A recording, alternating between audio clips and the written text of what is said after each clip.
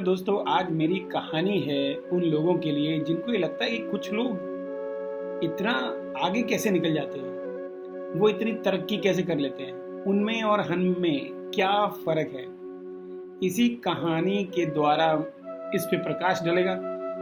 तो एक बार की बात है कि एक परिवार गर्मियों की छुट्टियों में अपने गांव अपने दादाजी के पास जाता है।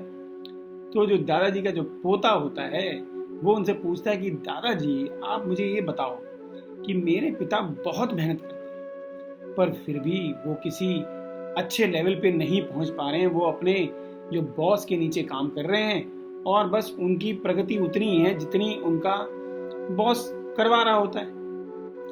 तो दादाजी इस बात का कोई जवाब नहीं देते और उसको अपने साथ बाजार ले जाते हैं और वहां से एक ही किस्म के दो पौधे खरीद लाते हैं और एक पौधे को वो घर के आंगन में एक अच्छे से गमले में लगाते हैं और एक घर के बाहर क्यारी में लगा देते हैं। तो दादाजी पूछते हैं कि तुम्हें क्या लगता है कि कौन सा पौधा ज्यादा फलेगा फूलेगा।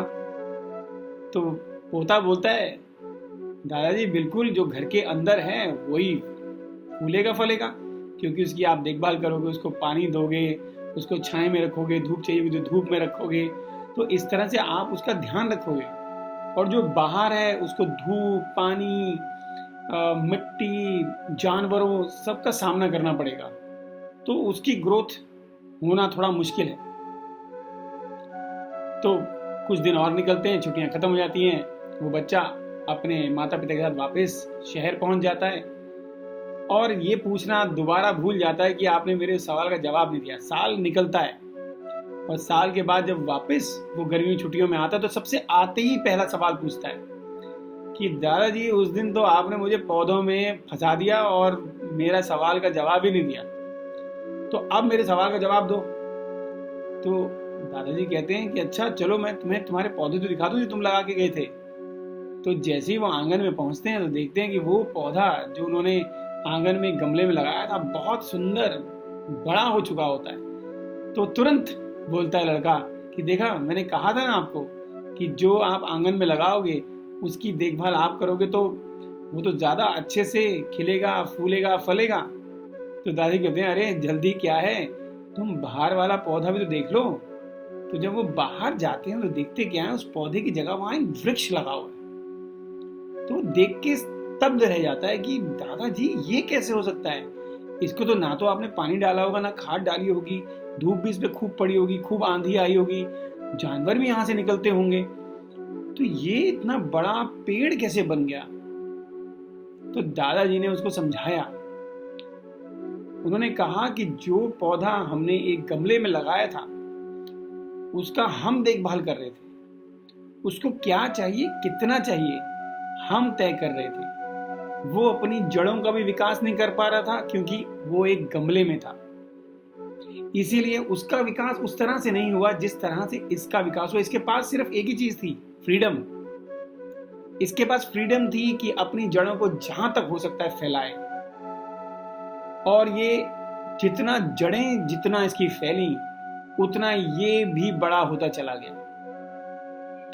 तो उस सवाल का जवाब भी ये है, तुम्हारे पिता किसी बॉस के नीचे काम कर रहे हैं, तो बॉस को जितना चाहिए वो तुम्हारे पिता से उतना ही काम करा रहे हैं। अगर तुम्हारे पिता बाहर वाले पेड़ की तरह होते तो वो अपनी जड़ें फैला सकते थे, अपने आप को उस तरह से विकसित कर सकते थे जैसा वो चाहते थे। इसीलिए वो इतने कामयाब नहीं हुए जितना बाहर वाला पौधा कामयाब हुआ। तो दोस्तों, यही हमारी जिंदगी में होता है और ये कहानी मैंने खास तौर से आज के लिए बचा के रखी थी क्योंकि ये मेरी 100वीं कहानी है। शतक मार दिया है मैंने, आखिर क्रिकेटर हूं, शतक मारने में बड़ा मजा आता है। 99 पे आउट हुए तो क्या हुआ, क्या फायदा। तो इसी तरह से हम लोग भी, हम में से 95% लोग इसी तरह से सोचते हैं जैसे कि हम जो हमारे आंगन में जो पौधा लगा था उसके हिसाब से। 95% लोग यही सोचते हैं कि एक स्टेबल जिंदगी मिल जाए, ज़्यादा धक्का मुक्की ना हो, कोई इतना ज़्यादा जोखिम ना उठाना पड़े, हम उसी में ही खुश हैं। और वहीं की छोटी छोटी जो प्रॉब्लम्स होती हैं उन्हीं को बहुत बड़ा समझ के उनको डील करके ही सोचते हैं कि सब कुछ हो गया। पर असली लड़ाई तो उसकी है जो खुले में है, जो हर चीज का सामना कर रहा है। जैसे कि वो बाहर वाला पेड़, जो लोग उस तरह से सोचते हैं वो सिर्फ 5% होते हैं, और यही 5% लोग टाटा अंबानी बनते हैं।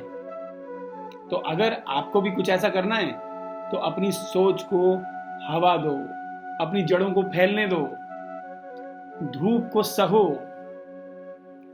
तब आप वो कर पाएंगे जो आप करने के लिए बने हो, मतलब अपना फुल पोटेंशियल, तभी आप कर पाएंगे।